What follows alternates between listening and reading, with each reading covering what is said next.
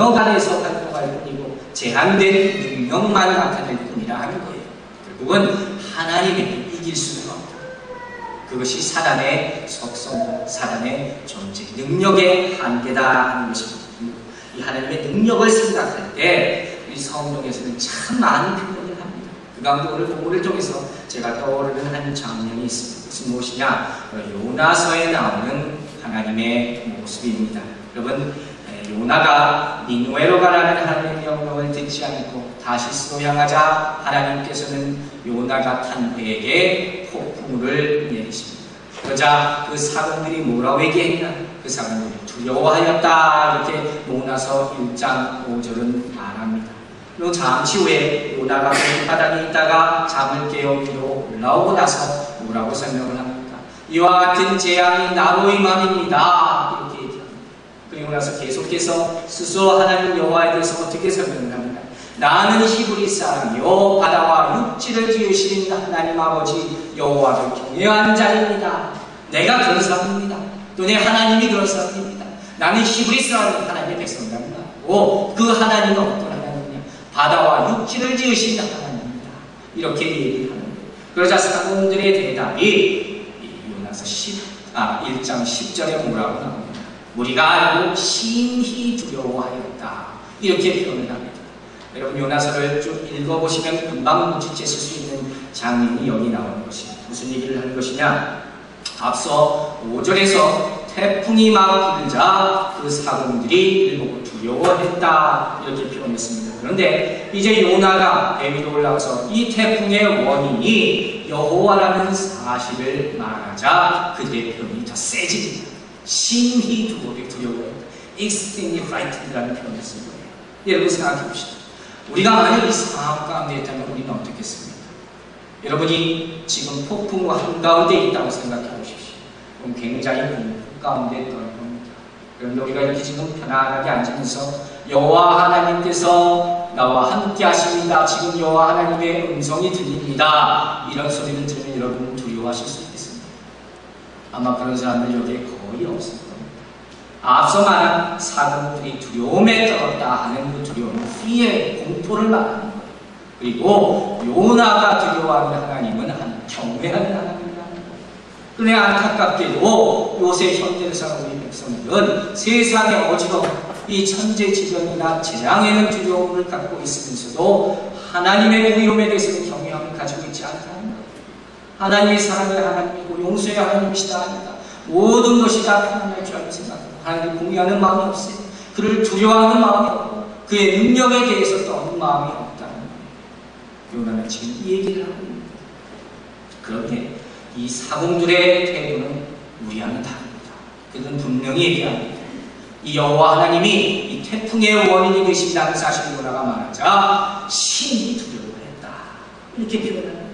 자, 그렇다면 그들은 과연 어떤 얼마나 힘듦이 있어서 이렇게 표현을 할 수 있는 것이냐? 여기 바로 우리가 아는 하나님의 능력의 비밀이 나타나는 것입니다. 여러분, 아마도 사공들은 이 요나가 믿는 하나님에 대해서 미리 알고 있었음에 분명합니다. 왜냐하면 자고 뱃사람들은 믿는 신들이 많습니다. 이 험한 바닷길을 가기 때문에 여러 가지 잡신들, 우상수들을 굉장히 많이 한다고 합니다. 그런데다가 배를 타고 여기저기 많이 돌아다니지 않습니다. 그 가운데 또 루머란 부분을 제일 많이 들을 수 있는 사람, 좋게 얘기하면 정보를 많이 들을 수 있는 사람들이 바로 이 뱃사람들이란 말이에요. 그리고 요나서에 나온 이 사람들도 아마 여러 곳을 돌아다니면서 분명히 요나가 믿는 하나님에 대해서 들었을 것이다. 왜냐하면 하나님께서는 이제까지 벌써 놀라울 만한 일들을 너무 많이 행하셨기 때문에. 그렇다면 이 하나님이 이제까지 그 순간까지 행하신 일들은 무엇이냐? 여러분들 너무도 잘 기억하시는 많은 기적과 같은 일을 행하셨는데 먼저 그의 이스라엘 백성을 위해서 출애굽시킵니다. 놀랄만한 10가지 재앙을 이집트에게 내리셔서 그들을 탈출시키는 것입니다. 홍해바다가 가로막고 있어서 죽음의 목전에 달아났을 때는 홍해를 갈라내셔서 그들에게 삶의 길을 여십니다.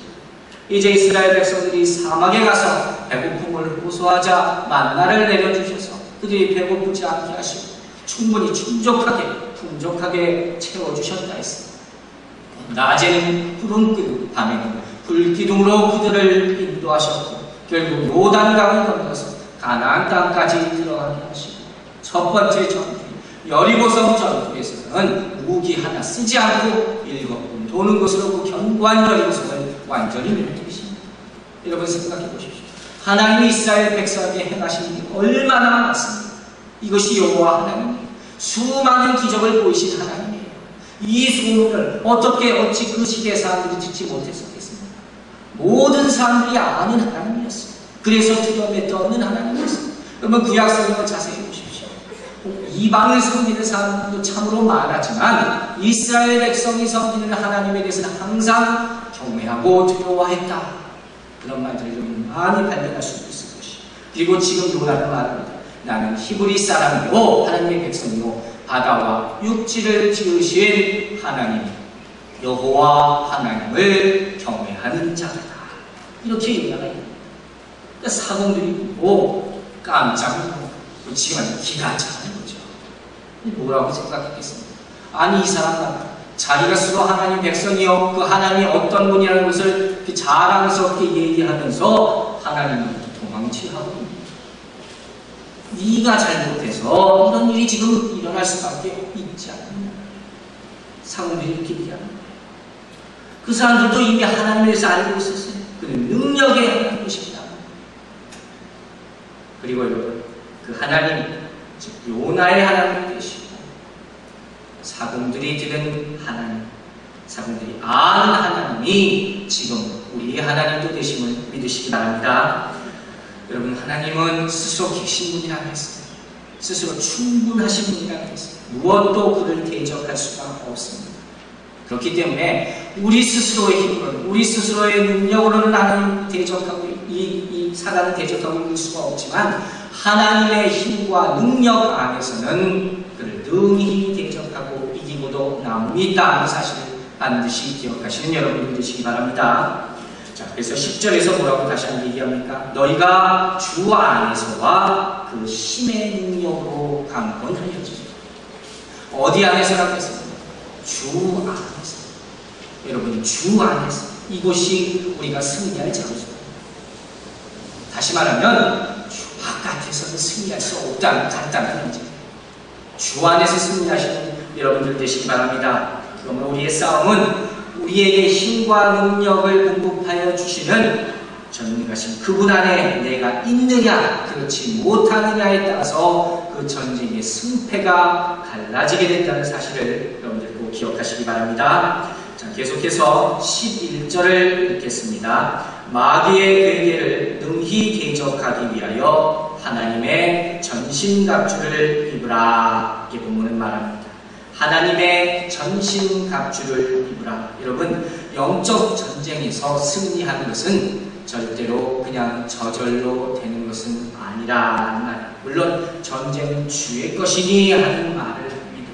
그러나 이것은 우리의 시름이다 또 분명히 얘기하고 있습니다. 야곱이 야곱강에서 하나님의 천사와 시름한 것처럼 밤을 새면서 시름한 것처럼 우리도 그와 같은 시름을 직접 해야 한다는 거예요.